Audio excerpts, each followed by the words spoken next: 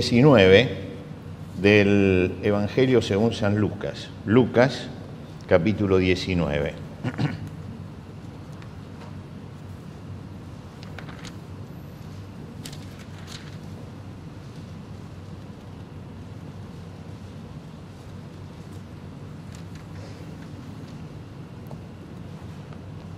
Estuvimos hablando acerca de la evangelización y yo quería hoy redondear el tema hablando o leyendo este pasaje que es conocido del Evangelio según San Lucas, el capítulo 19, para reflexionar un poco sobre algunos detalles del pasaje.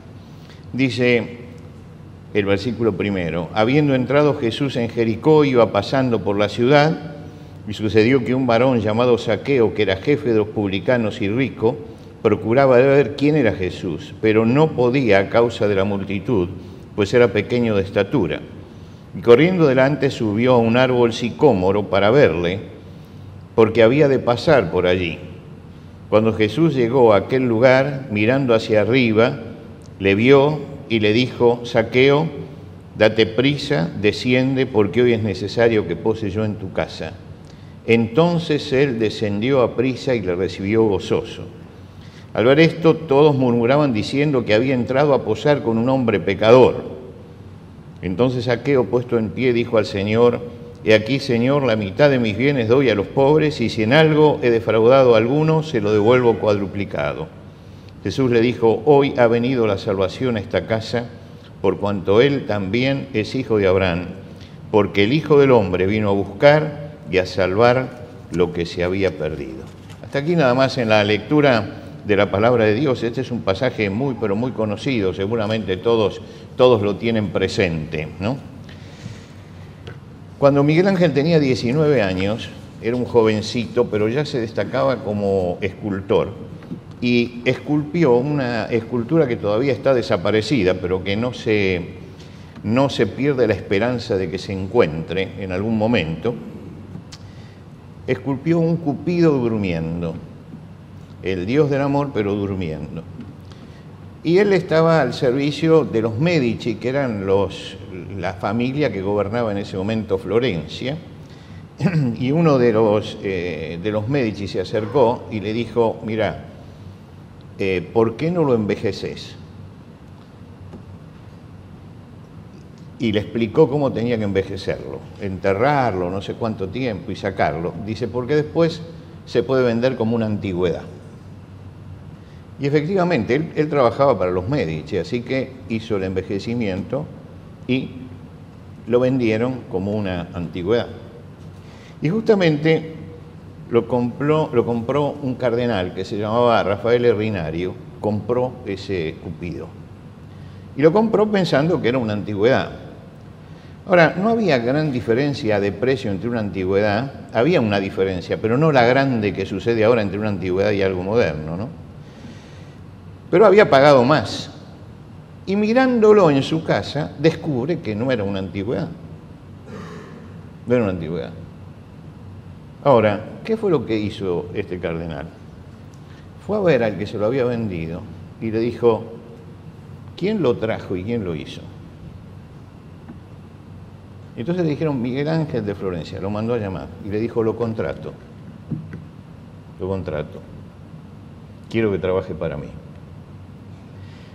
Ahora, cualquier otra persona frente a esto hubiera dicho: me estafó, o hubiera protestado. Él, en vez de protestar, dijo: la obra es una obra de arte. Él supo ver que era una obra de arte y dijo: es preferible que venga y que trabaje para mí. El asunto está en cómo nosotros vemos las cosas. El asunto está en la visión que nosotros tenemos. El cardenal vio más allá de que había pagado más allá de esto, y dijo: pero este es un artista, y es un buen artista, y es necesario entonces traerlo para que trabaje aquí para nosotros. Él vio más allá, vio el genio que había detrás. Cuando Jesús visitaba Jericó era una ciudad deslumbrante, llena de lujos, llena de riqueza, era una ciudad rica, riquísima. Una multitud lo apretaba al entrar a la ciudad, fervorosa, demandante, ansiosa, a los gritos detrás de él, acababa de ver un milagro a pocos metros de donde ellos estaban, que Jesús había devuelto la vista al ciego. Y entonces, eufóricos por todo eso, seguían a Jesús. Y uno se imagina esa comitiva de Jesús y todos alrededor gritando y buscando y entusiasmado por lo que Jesús había hecho. Y de pronto dice que Jesús levantó los ojos y vio un hombre que estaba sobre un árbol mirándolo. Y se detuvo en ese hombre, Zaqueo no estaba a nivel de la multitud, no era algo que Jesús estuviera mirando. Él tuvo que levantar los ojos para verlo, así como tuvo que aguzar el oído para escuchar el clamor de Bartimeo en medio de lo que hacía la multitud, así como tuvo que detenerse porque alguien lo había tocado, porque había allí una mujer con flujo de sangre que había tocado el manto y dice, no, hay alguien que me necesita, que me tocó. Jesús tenía una visión que iba más allá que la de la gente. ¿Qué era lo que veía la gente en ese hombre que estaba subido sobre ese árbol? Veía un recaudador de impuestos. No sé si hay aquí algún recaudador de impuestos. ¿Alguien que trabaja en la FIP hay aquí? Sí, hay algunos que trabajan en la FIP. Bueno, les quiero decir que no eran estimados los recaudadores en aquel momento, y hoy menos. Nunca hubo una época donde el recaudador de impuestos fuera querido, no era querido. Entonces, estaba además, no solamente recaudaba impuestos, los recaudaba para los romanos, se lo daba al imperio invasor, y lo sentían como un traidor de su pueblo, y se había enriquecido con la corrupción. Era jefe de un sistema perverso, jefe de publicanos, era el sistema el que manejaba, en esa ciudad que era riquísima. Ahora, cuando lo miramos así, como lo miraba la gente, fotografiamos a la persona. Entonces la pesamos, la medimos, la catalogamos y decimos, es esto. Ahora, ¿qué vio Jesús en él? Jesús vio lo mismo que vieron ellos. No es que la visión de Jesús fue distinta. Él lo miró y sabía que era un recaudador de impuestos, que estaba al servicio de los romanos, que era un traidor a su pueblo, que se había enriquecido con la corrupción, que era jefe de un sistema perverso. Jesús lo tenía claro todo esto, pero él vio más allá. Él vio más allá. Él vio a un hombre que perdió el camino, un hombre que se extravió en la vida, un hombre que tenía que venir al mundo para hacer algo y era todo lo contrario, que no había cumplido con el propósito con que Dios le había dado la vida. Y él pudo ver en él al hijo pródigo que se fue de la casa del padre. Y mientras todos lo veían enriquecido, él lo vio miserable, porque lo estaba viendo espiritualmente. La visión de Jesús penetraba en la realidad espiritual de la persona. Él ve al pródigo necesitado, no ve al hombre que se enriqueció con lo otro, sino al pobre tipo que no sabe lo que está haciendo, diríamos nosotros hoy. Él ve la distancia que ese hombre está de Dios. Está viendo la distancia tremenda que está. Y está viendo las dificultades que tiene. Él percibió en ese momento el estado espiritual de Zaqueo. Esa percepción de Jesús era lo que lo llevó a llamarlo y a decirle que baje. Jesús no tenía opción por una clase social, no tenía. Él buscaba a todas las personas, Es verdad que los pobres se acercaban mucho más, es verdad, pero Jesús iba a todas las personas, para él no existía eso de opción por los pobres. Él tenía opción por todos los necesitados. Y en definitiva, todos los pródigos que hay, no interesa si tienen dinero o no tienen dinero, si tienen conocimiento o no lo tienen, si son universitarios o si son analfabetos, si son hombres o si son mujeres. Para Jesús hay una necesidad espiritual en cada ser humano y él se acerca. Y mientras que los demás tienen un filtro con Zaqueo, un filtro, Jesús no tiene ningún filtro. Y no solamente eso, sino que se invita a la casa de Zaqueo. Cosa terrible en ese momento porque iba a ir a la casa del traidor. Habiendo tantos acá que son buenos ciudadanos, él se va a comprometer a la casa del traidor. Cuidado con eso, cuidado. Quiere decir que Jesús pasaba por encima de muchas cosas porque él sabía percibir en quienes lo rodeaban algo más allá. Y él percibe en Zaqueo más de lo que percibe la gente, más de lo que perciben todos los discípulos que están con él y más de lo que perciben los apóstoles. Él logró ver y veía al pródigo que estaba allí. Sí, lleno de dinero, dirían. Sí, traidor, pero es pródigo, es un necesitado. Y porque es un necesitado, entonces yo me acerco a él. Muchas veces nosotros somos influenciados por los criterios de la época, ¿no? Cada época tiene sus criterios. Y esos criterios nos influencian a nosotros. Son diferentes. Nosotros creemos que los criterios que tenemos nosotros son universales. No, son locales, pertenecen a esta época y a esta cultura. En otras culturas y en otras épocas, el asunto era totalmente distinto. Totalmente distinto. Yo leía un libro sobre el siglo XIX. Es un libro bien grueso que se llama Los tiempos modernos, de Paul Johnson.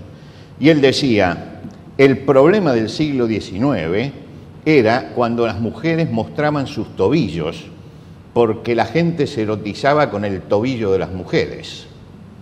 Fíjense ustedes cómo ha cambiado el asunto. Iba a cualquier playa y qué tobillo, ve mucho más que el tobillo, ¿no es cierto? Pero en aquel momento el asunto era así. Son los criterios que va teniendo cada sociedad, los criterios. Uno se acuerda, por ejemplo, de Samuel, cuando el profeta Samuel fue llamado por Dios y le dijo, vete a la casa de Isaí, que tiene hijo, porque allí yo tengo el rey, futuro rey, que lo tienes que ungir como rey. Y él se va a la casa de Isaí. ¿Y cuál es el criterio que sigue Samuel? Es el criterio humano. Cuando ve al hijo más grande, más fuerte, dijo, este es. Porque en el criterio de la época, los reyes eran los más altos, los más fuertes del pueblo.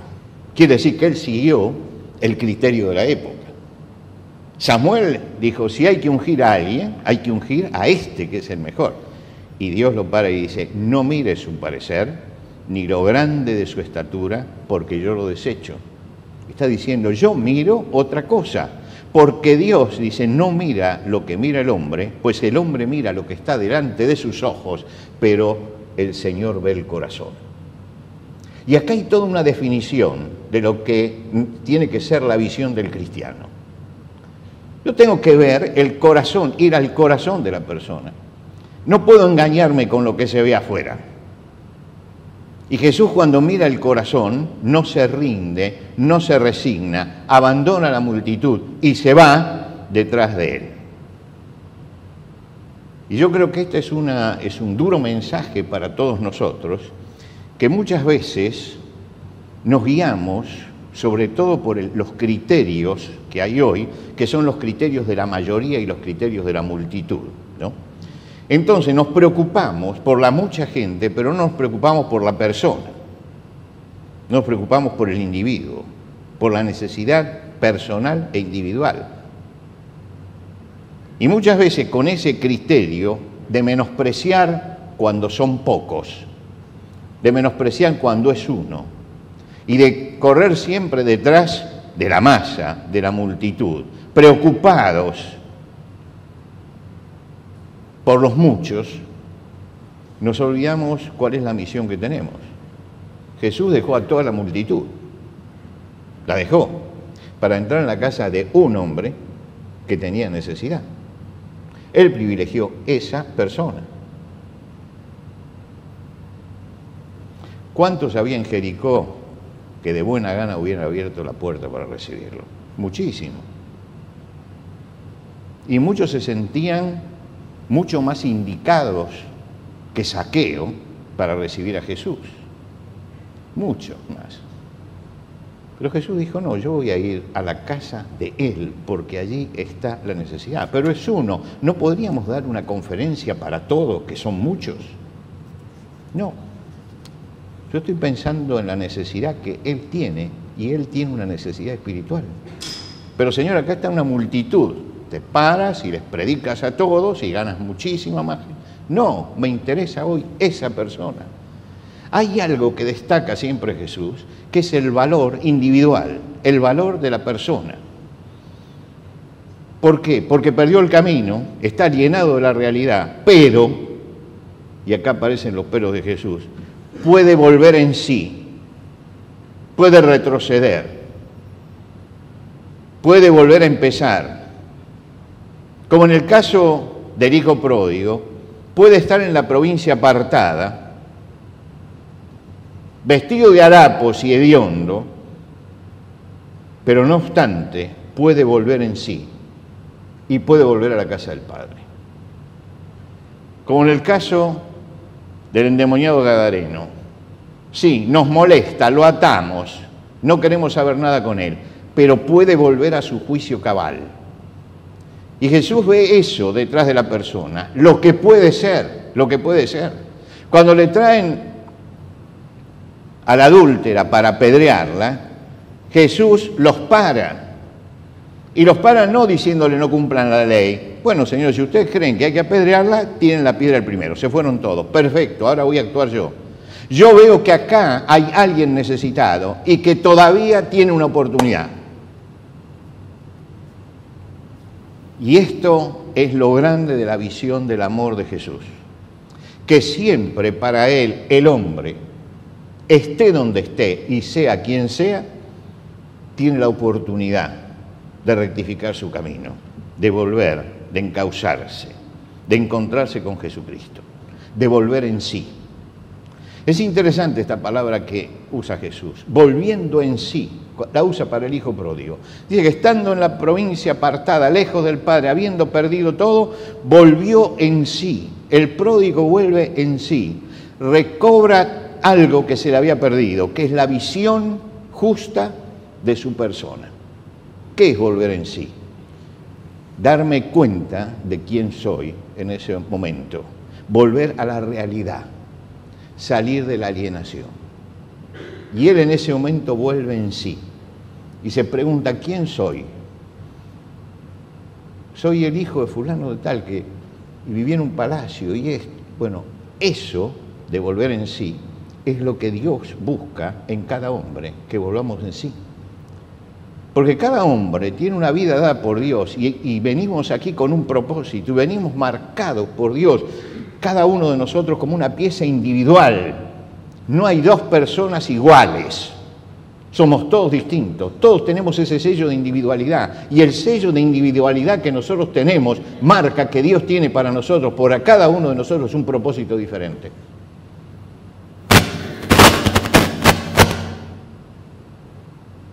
No pasó nada, no pasó nada. Dios tiene para nosotros un propósito distinto, diferente. Lo que pasa es que tenemos que volver en sí.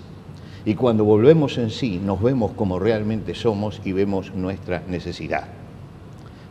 Jesús vio lo que Zaqueo era, no se engañó acerca de lo que Zaqueo era, pero también vio lo que Zaqueo podía llegar a ser. Y la visión de un cristiano tiene que ser esta.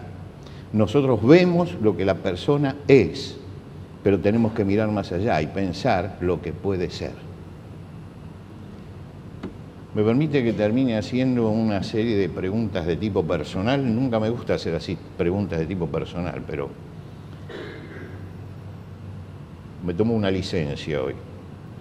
¿Cuántos Zaqueos hay al lado suyo? ¿Usted pensó? ¿Cuántos Zaqueos? ¿Cuántas personas ambiciosas, hipócritas, críticas, envidiosas, malas personas, almas hediondas como la del hijo pródigo, cuántos hay alrededor suyo? ¿Se dio cuenta? Piense, ¿cuántos hay así que están alrededor nuestro? Nosotros hemos visto la fealdad, la culpa, y no podemos evitar ver esto. Si yo tengo un hipócrita, tengo que ver la hipocresía. Pero cuidado, porque muchas veces cuando yo veo todo eso, inmediatamente digo, no reúne los requisitos necesarios como para que yo le hable de Cristo. No los reúne. No sé si me explico. No, ya lo condeno. Este jamás va a llegar a Cristo. Se acabó. ¿No ve lo que es? Usted se da cuenta que estamos trabajando con prejuicios. El prejuicio de pensar que hay personas con las que Dios ya no tiene poder para transformar. Y cuando hacemos eso, cuando decimos no cumple con los requisitos necesarios, porque es un ambicioso, un hipócrita, un crítico, un envidioso, es una mala persona, cuando digo todo eso, y digo no cumple con los requisitos, y me callo la boca porque realmente, ¿para qué le voy a hablar a una mala persona que seguramente va a rechazar? Yo estoy limitando el poder de Dios en ese momento. Estoy limitando el poder de Dios. Estoy creyendo que hay cosas que Dios no puede. Estoy creyendo que yo tengo la misma sabiduría de Dios. Cuando llegamos al primer capítulo del Evangelio de Juan, habla de Jesús como el verbo que se hizo carne y habitó entre nosotros. Habla de la encarnación, para hacerlo más claro, la encarnación. Ahora, él dice, armó su tienda entre nosotros. Él hizo su tabernáculo aquí. ¿Dónde plantó su tienda?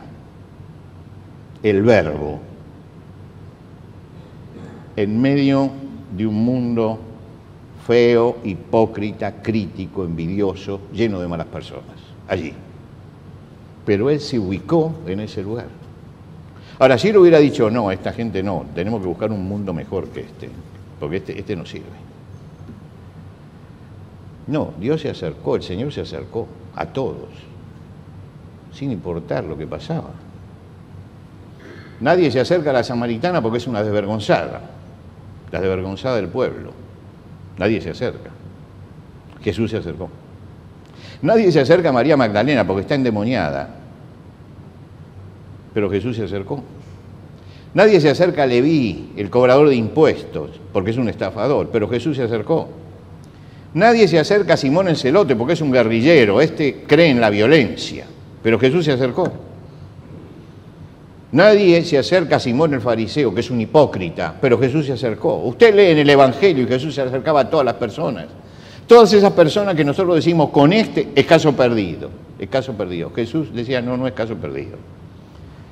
Vino a buscar y a salvar lo que se había perdido, no a buscar justos, sino pecadores. Es el amor de Dios que llega. A veces decimos el amor es ciego, mentira, el amor no es ciego, el enamoramiento es ciego. El enamoramiento sí es ciego. El amor no es ciego. El amor ve la realidad. Jesús no era ciego frente a las personas estas, pero las amaba. Porque no estaba enamorado de los hombres, los amaba, que es distinto. El que se enamora no le ve defectos. Él sabía lo que había. Pero el amor se manifiesta justamente allí. El verdadero amor es el que ve con precisión, pero busca el bien de la persona. Y busca a Jesús el contacto personal. Dialoga, ¿con quién? Con uno. Con uno. Deja la multitud, porque el amor nunca hace proselitismo. Cuidado. La persona tiene que venir a Cristo. A Cristo. Cada uno. Jesús criticó a los fariseos duramente. Y él decía, ay de vosotros, escribas y fariseos hipócritas, porque recorréis mar y tierra para ser un prosélito. Un prosélito, no un convertido. lo llevaban a su secta, lo llevaban a su sector. Jesús nos manda que lo llevemos a Él.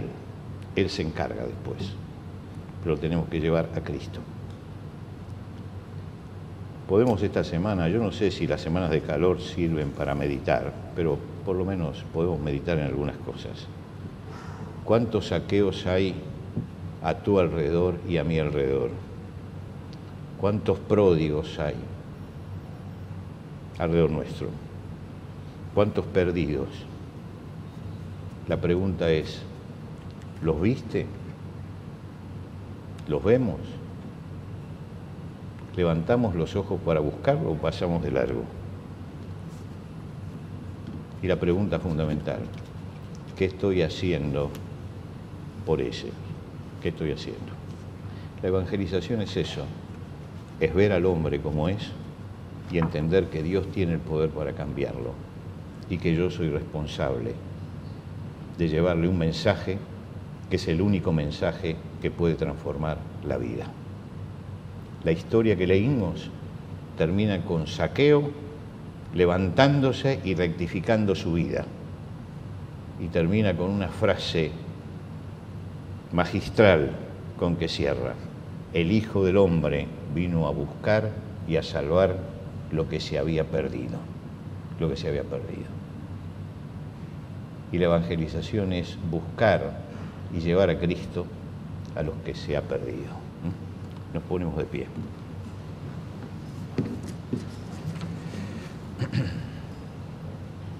Señor, gracias porque esta mañana podemos reunirnos aquí en tu casa y podemos abrir tu palabra. Ahora, Señor, entramos a la realidad cotidiana, a la realidad de todos los días, a interactuar con una sociedad que tiene todas estas características de las que hemos hablado. Y te rogamos, Padre, que nos des a todos la visión espiritual que tuvo Jesús para ver en cada persona su realidad espiritual, al margen de todas las demás cosas. ¿Qué es lo que está pasando espiritualmente en esa persona? ¿Y qué sucedería si Cristo entrara en su vida? Señor, sacude nuestra vida esta mañana para que miremos al prójimo tal como es, pero también para que lo miremos pensando cómo podría ser. Porque sabemos que tú eres un Dios de transformaciones, de cambios, que no dejas nada en el estado de decadencia en que lo recibes, sino por el contrario, que tú limpias, perdonas, sanas el alma de aquellos que están atribulados y que tú eres el que restaura a las personas. Señor, ayúdanos a mirar con los ojos de Cristo a los saqueos que tenemos a nuestro alrededor. Te lo pedimos por Cristo Jesús.